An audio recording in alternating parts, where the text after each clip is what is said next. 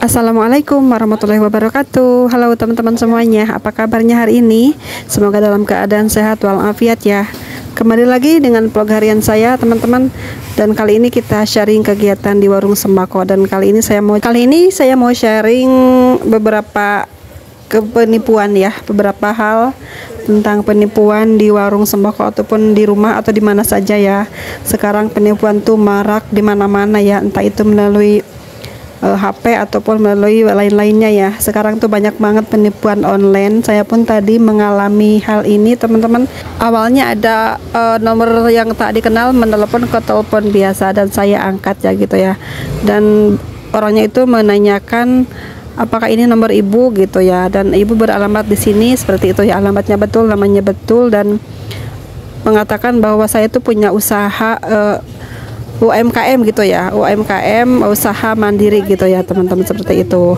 Nah kebetulan beberapa bulan lalu ada penyuluhan di PKK itu tentang pemilik usaha UMKM gitu ya. Saya pikir betul dari dinas yang diceritakan sama Bu RT dulu ya teman-teman, seperti itu. Dan saya tanggapi semua obrolannya, nanti ada di akhir video ya, percakapan saya dengan orang tersebut selama menelpon saya di telepon biasa ya. Dan setelah menelpon di telepon biasa, saya minta dialihkan ke telepon via WhatsApp dan minta video call gitu ya, sambil ngobrol sambil di video call gitu teman-teman. Nah tidak lama kemudian orangnya itu telepon lagi melalui via video call gitu teman-teman, dan mengirimkan aplikasi ataupun link gitu, suruh dibuka gitu ya. Saya buka teman-teman linknya dan suruh mengisi data-data gitu, dan mengisi juga alamat email yang saya gunakan saat ini ya teman-teman, seperti itu. Nah saya isi juga teman-teman semuanya. Nah di akhir itu minta untuk transfer Rp10.000 karena katanya untuk pembayar biaya materai online gitu ya.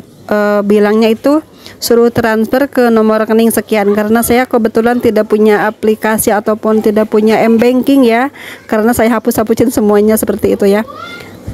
Bapak itu maksa banget ya untuk mengirimkan nomor yang bisa digunakan untuk bisa transfer m-banking gitu teman-teman. Saya pikir karena ini beneran bukan penipuan ya, saya kirimkan nomor Pak suami gitu, dan menelpon juga ke Pak suami gitu ya, tapi Pak suami tidak menanggapinya.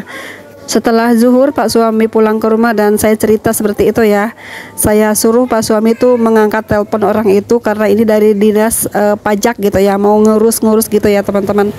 Yang katanya dari dinas pajak untuk mengirimkan informasi terkait usaha UMKM ini teman-teman, seperti itu ya awalnya. Dan Pak suami pun menurut ya mengangkat telepon orang tersebut, nomornya pun masih sama ya, seperti itu nomor HP yang digunakan ke via WhatsApp saya teleponnya ya teman-teman. Dan sama seperti tadi ke saya nelponnya seperti itu, dan memberikan link, suruh dibuka, suruh diisi data-datanya semuanya ya. Ada waktu sekitar hampir 20 menitan ya, ngobrol-ngobrol seperti itu ya teman-teman, dan tanya-tanya tentang sembako, tanya-tanya tentang usaha sekarang gitu ya teman-teman. Dan akhirnya di ujungnya itu seperti tadi, minta dikirimkan 10.000 untuk pembayaran materai online gitu ya. Dan Pak suami itu screenshot gitu ya teman-teman ya, 2 kali screenshot, dan terakhir screenshot itu keluar m-banking Pak suami gitu, screenshotannya ya teman-teman. Nah kebetulan HP Pak suami itu baterainya habis, jadi berhentilah percakapan gitu teman-teman. Nah selama Pak suami teleponan sama orang tersebut, saya tuh ngecek-ngecek di Google gitu ya, dan benar ada di Google aplikasi APK itu ya. Dan saya juga lihat-lihat beberapa postingan beberapa sumber yang merasa ditipu dengan APK tersebut gitu ya. Dan saya pun merasa curiga juga. Alhamdulillah nih terhenti perteleponan gitu, jadi tidak ada suara apa-apa ya, karena mati teleponannya. Saya ngomong Pak suami gitu, jangan dilanjutkan gitu, saya udah ada berita tidak enak nih di aplikasi di Google gitu ya teman-teman. Nah akhirnya percakapan diputus dan saya hapus aplikasi yang ada di HP saya, dan Pak suami itu HP-nya nggak bisa dibuka WhatsApp-nya ya teman-teman, karena masih ada aplikasi yang harus diinstal tadi ya. Nah saya sarankan Pak suami suruh hapus aja aplikasi itu, dan setelah dihapus aplikasi yang ada di HP Pak suami itu, langsung terbukalah WhatsApp Pak suaminya teman-teman, baru bisa dibuka ya.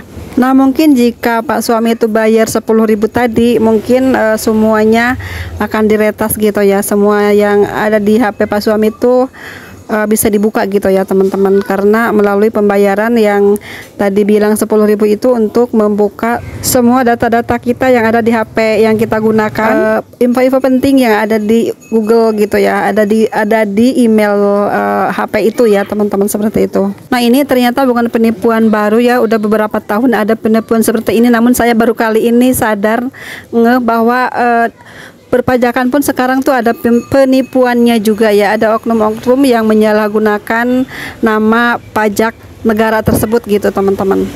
Dan ini saya pikir orangnya pinter banget ya, karena nggak mungkin kalau orang bodoh melakukan hal-hal tersebut ya. Dan ini bukan ecek-ecek teman-teman ya, penipuan yang secara besar-besaran gitu. Dan ini pertama kali saya mendapatkan telepon seperti ini ya.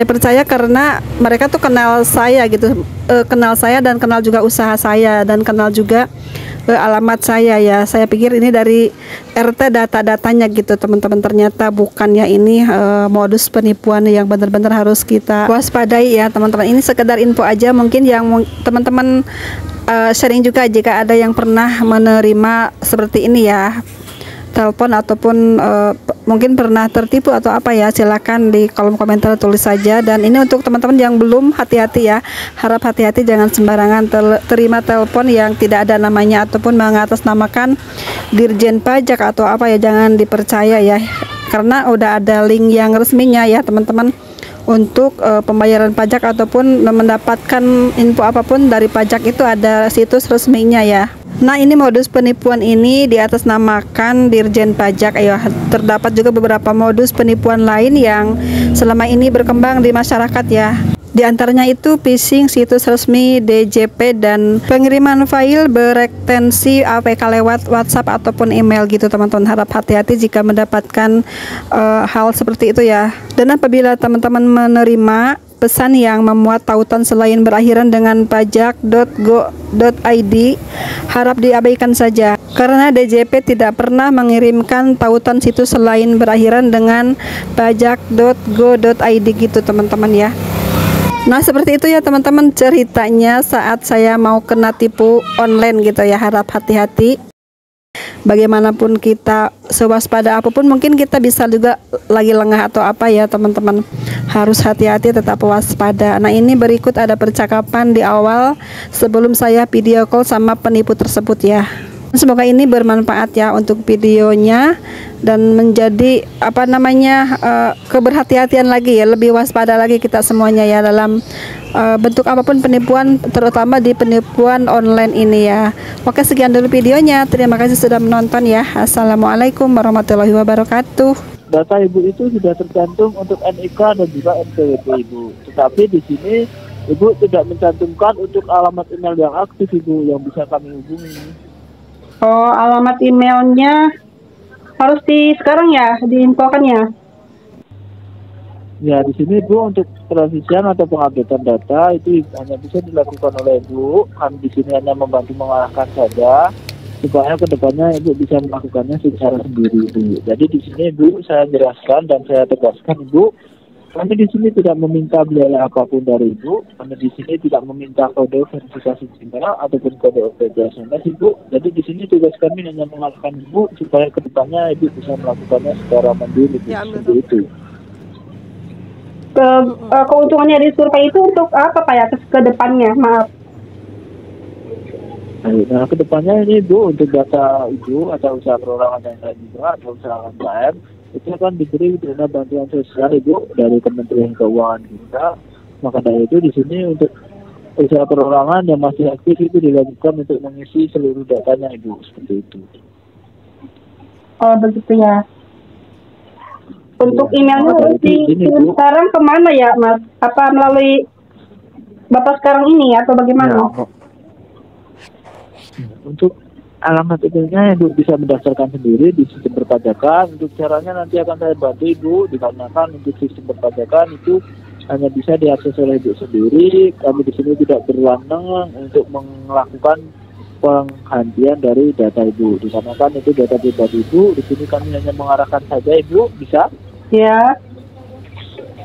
Baik, izin Ibu, apa bisa saya meminta waktu Ibu 5 sampai 10 menit saja untuk melakukan pendaftaran alamat email Ibu?